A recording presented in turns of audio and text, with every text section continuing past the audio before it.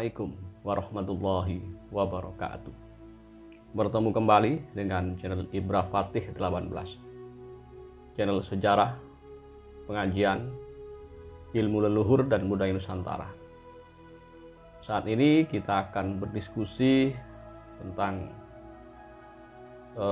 kepercayaan di Majapahit sekaligus toleransi beragama yang berlaku di Majapahit. Konten ini saya maksudkan sebagai counter atau jawaban atau meluruskan daripada isu-isu provokatif yang seakan-akan Majapahit itu begitu rendah.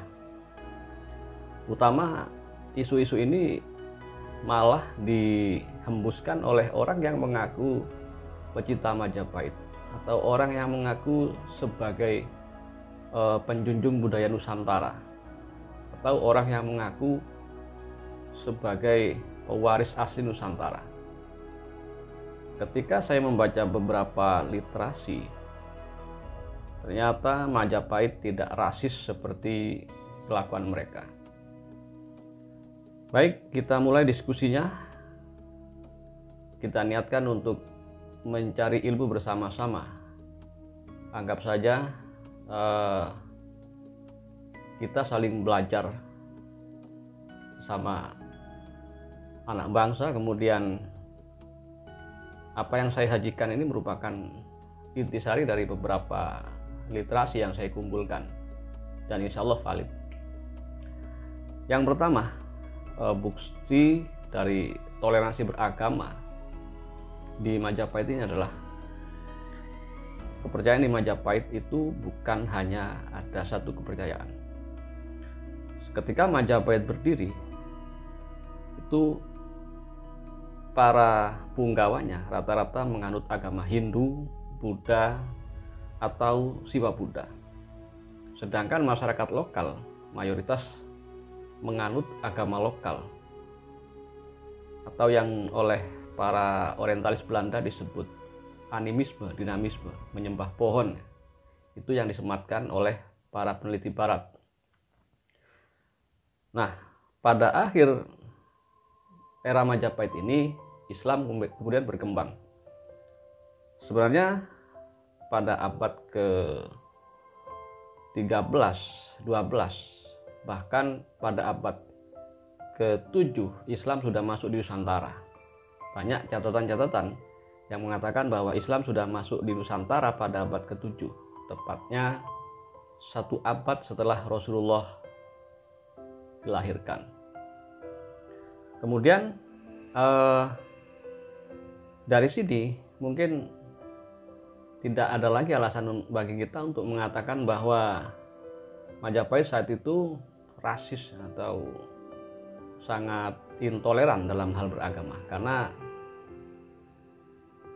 kita ketahui ada beberapa macam agama yang dianut oleh masyarakat. Bahkan di sana ada sekte juga yang kemarin sempat kita bahas, yaitu sekte Bhairava Tantra. Kemudian bukti toleransi beragama di Majapahit adalah banyaknya keluarga keraton Majapahit yang menganut agama berbeda. Salah satu contohnya Raden Wijaya, pendiri Majapahit. Beliau ini meninggal atau wafat di Candika dalam bentuk harihara. Ini menunjukkan bahwa beliau menganut agama Hindu. Kemudian Gayatri Rajapatni, istri beliau, adalah seorang pemeluk agama Buddha, dan di usia lanjutnya Gayatri menjadi seorang bhiksuni. Bahkan Prabu Kertabumi itu beristrikan seorang muslimah dari Cempa atau Kamboja. Jadi semakin meleklah kita bahwa di Majapahit bahkan keluarga kerajaan pun menganut beberapa agama yang berbeda, dan itu tidak pernah terjadi perselisihan di antara mereka. Kemudian bukti ketiga dari toleransi beragama di Majapahit adalah ada Raja Majapahit yang menikah dengan seorang muslimah.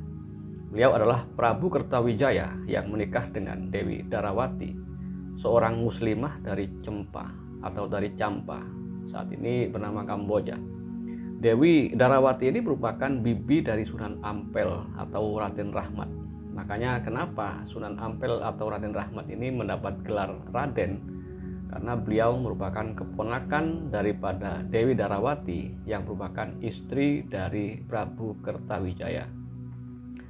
Dan juga bukti toleransi yang keempat, toleransi beragama yang ada di Majapahit ini, Sunan Ampel diundang Prabu Kertawijaya untuk memperbaiki moral masyarakat.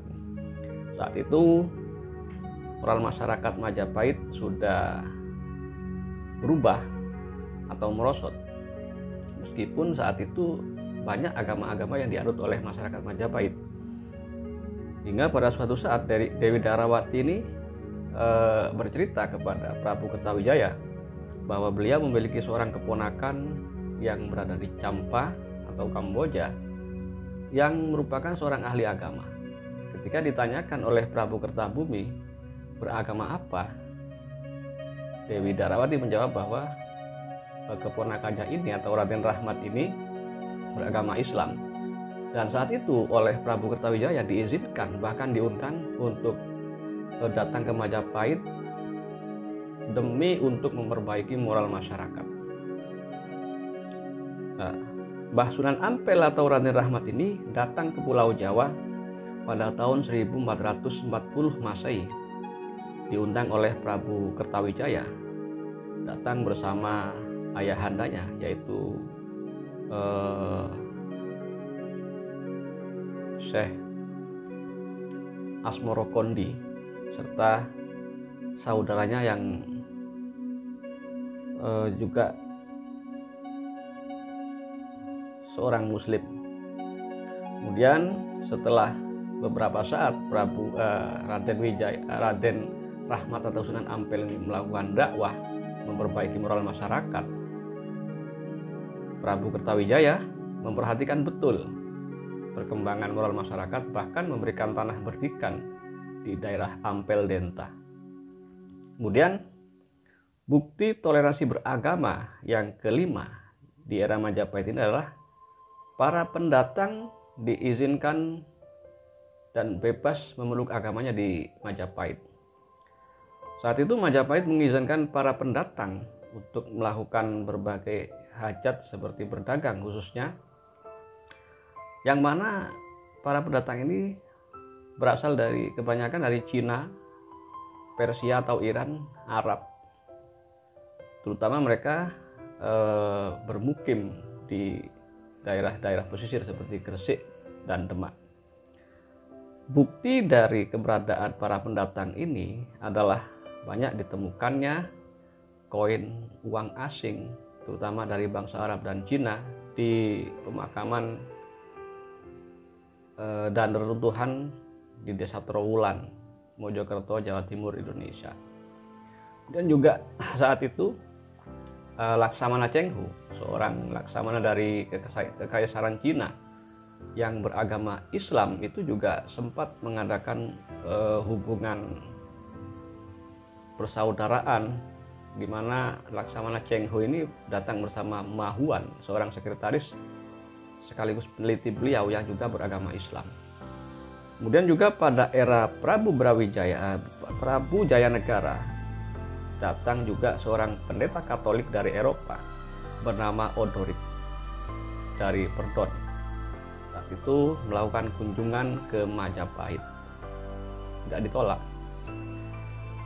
Nah, bukti-bukti arkeologis, bukti ke-7 dari bukti ke-6 dari toleransi beragama di Majapahit ini adalah adanya bukti arkeologis seperti bangunan candi, kemudian bangunan pemandian suci atau pertirtaan, gua-gua pertapaan, serta pintu gerbang. Candi-candi pada masa Majapahit ini bercorak Siwa atau Hindu dan bercorak Buddha. Jadi tidak ada gontok-gontokan seperti sekarang. Lah, sekarang ini kan agama lokal bangkit katanya akan mengusir Islam. Padahal saat itu leluhur kita di era Majapahit sudah sangat rukun, tidak pernah mempermasalahkan kepercayaan seseorang dengan catatan tidak dipaksakan. Nah sekarang kan cenderung memaksakan. Bagaimana nasib saya yang suku Jawa asli kemudian memilih Islam? Apakah kalau saya Jawa asli harus kembali menganut agama nenek moyang? Kan itu menyalahi HAM atau menyalahi kebebasan saya untuk menentukan pilihan saya. Dan juga pada sejak era Prabu Hayam Wuruk diduga sudah ada pemeluk Islam di Majapahit. Ini dibuktikan dengan banyaknya pemukiman di situs pemukiman Desa Troloyo atau Troloyo, Trowulan, Mojokerto, Jawa Timur. Saya pernah ke sana. Memang saya aneh, situ banyak ditemukan situs-situs Majapahit seperti pertitaan, dan ini kok ada makam Islam, beberapa bahkan. Ternyata setelah saya kaji dari berbagai literasi, ternyata saat itu banyak tokoh-tokoh Islam yang sudah diangkat atau menduduki posisi penting di kerajaan Majapahit. Buktinya beliau-beliau dimakamkan di tempat yang khusus, di dekat lokasi penting di ibu kota Majapahit. Kemudian di pemakaman Islam itu nisan-nisannya selain dihiasi dengan kaligrafi Arab yang bertuliskan La ilaha illallah Muhammad Rasulullah, juga ada ukiran Surya Majapahit. Dan meskipun saya bukan seorang arkeolog yang bisa meneliti kalender karbon, ya, saya yakin itu merupakan makam asli yang tidak dirubah. Jadi ada asimilasi antara makam corak Islam yang dibuktikan dengan kalimat La ilaha illallah, kaligrafi, kemudian di situ juga di bawahnya ada logo Surya Majapahit. Nah, kalau sudah begitu, apa masih rasis lagi? Kemudian di situ tercatat tahun 1203, tahun Saka atau tahun 1281 Masehi. Bahkan menurut Dukut Imam Widodo, salah seorang peneliti yang melakukan penelitian pada tahun 2013, sana juga ada nisan yang berangka tahun 1533 Saka atau tahun 1611 Masehi. Jadi rukun ya, antara penguasa dan para punggawa ini ada yang beragama Islam, Hindu, Buddha. Tidak ada saling rasis di antara mereka. Kemudian bukti ketujuh dari toleransi beragama di Majapahit ini adalah bukti tertulis. Semua kitab yang ditulis di era Majapahit seperti Kakawin Negara Kertagama, Kakawin Sutasoma, Kakawin Arjuna Wiwaha, Serat Pararaton, dan beberapa keterangan yang ada di prasasti mengatakan bahwa saat itu di Majapahit memang sudah ada beberapa agama yang dianut oleh para keluarga kerajaan dan masyarakat. Bahkan Kyai Agus Sunyoto mengatakan dalam kitab Sutasoma yang ditulis oleh Mpu Tantular, di sana ada slogan Bhinneka Tunggal Ika, berbeda-beda tapi tetap satu jua, yang itu merupakan bahasa Sanskerta. Ternyata sangat mirip dengan bahasa Madura. Bhinneka Tunggal Ika saat ini mirip dengan bahasa Madura Beneneka Tape Tonggeleneka. Bukan itu, tetapi sama dengan itu. Jadi menurut Kyai Haji Agus Sunyoto, sejarawan terkenal ini, bahasa kita saat ini yang paling mirip dengan bahasa Sanskerta adalah bahasa Madura. Kemudian kenapa bisa terjadi rasisme antara kaum muslimin dan katakanlah penganut kejawen saat ini? Ini karena ulah orientalis yang saat itu menyuruh seorang santri miskin yang mata duitan bernama Dullah.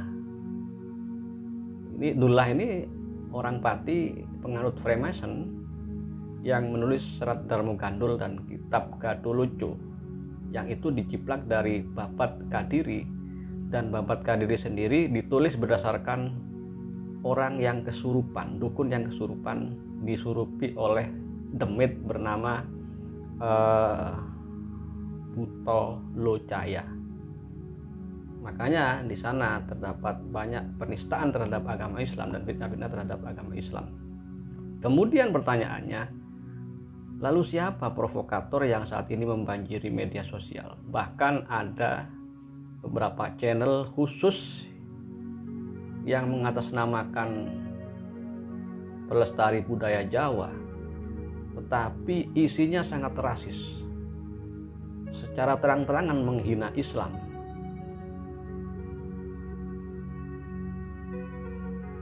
Saya yakin orang yang benar-benar mendalami filsafat Jawa tidak akan rasis seperti itu, tidak akan memantik permusuhan seperti itu. Karena saya sebagai santri juga berguru kepada guru-guru dari aliran kejawen, dan sebagai santri, sebagai seorang Islam, saya sangat mengagumi filsafat Jawa yang sangat adiluhung. Filsafat Jawa yang sangat mulia itu disempurnakan oleh Wali Songo, dinikahkan, diakulturasikan dengan budaya Islam, sehingga terbentuklah budaya kaum santri yang sangat saya kagumi. Siapa kira-kira yang membuat channel provokatif, kemudian kontennya khusus adu domba, dan komentarnya ini sangat membuat gerah, terang-terangan menghina terutama agama Islam? Ada apa? Siapa? Kemudian juga siapa kira-kira kelompok-kelompok yang suka menghina budaya Islam, budaya lokal, mengkafir-kafirkan budaya lokal yang dirintis oleh Wali Songo? Siapa mereka? Ini kan yang perlu kita kawal ya. Jangan sampai kita sebagai masyarakat yang cerdas termakan oleh orang-orang seperti ini. Kemudian juga ada juga konten-konten adu domba antara Islam dan Jawa. Ini PR kita bersama untuk menyelidiki siapakah mereka, agar kita tidak termakan oleh opini liar tersebut. Guru saya yang seorang kejawen tak pernah mengurusi keyakinan orang lain, tidak pernah melarang ubudiah saya sebagai seorang santri, dan guru saya yang para kiai itu hanya mengurusi iman dan ibadah kita masing-masing, tidak pernah mensyirik-syirikkan atau menghina budaya lokal. Bahkan di dalam kaidah fikih disebutkan al-adatu muhakkamatun atau al-adatu muhkamatun. Adat itu bisa menjadi sumber hukum. Apabila suatu daerah memegang sebuah adat, misalnya kita di Indonesia ini kan tidak ada adat untuk menindik telinga bagi laki-laki. Maka apabila seorang laki-laki mendidik telinganya, maka itu bisa dihukumi haram karena tahonnus atau menyerupai perempuan. Lain lagi seandainya di Indonesia ini sudah menjadi budaya seorang laki-laki mendidik telinganya, maka itu tidak akan menjadi haram karena sudah menjadi budaya. Maka apabila kita menjadi seorang muslim yang sejati, maka tidak akan pernah menghina dan merendahkan budaya lokal di mana kita berpijak di situ, termasuk budaya Indonesia.